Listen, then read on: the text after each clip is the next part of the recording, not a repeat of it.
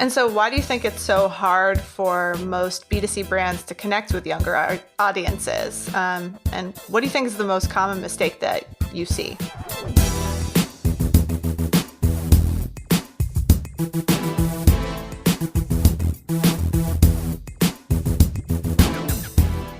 I think it's difficult for some brands to connect with young audiences because a lot of assumptions are made about the next generation of consumer without necessarily looking at what their lives are like on a day-to-day basis, and also without really checking with young consumers. Some brands will go off of a headline or kind of a stereotype about whether it be millennials or Gen Z, and shape product around that or make decisions about their consumer based on those stereotypes. And I think that's a huge mistake that a lot of brands make, because the reality of young consumers' lives can be very different from what those stereotypes are.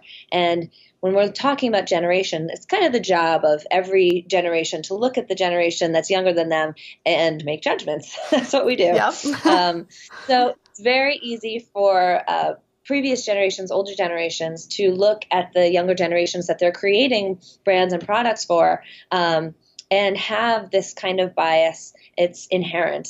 But to really understand young consumers and those next generations, to provide the products and the kinds of stories that they're really going to respond to, you have to kind of put those stereotypes and that bias aside and really look at what they're saying, and try to figure out what their lives are really like and who they really are, instead of kind of just going off of those big headlines.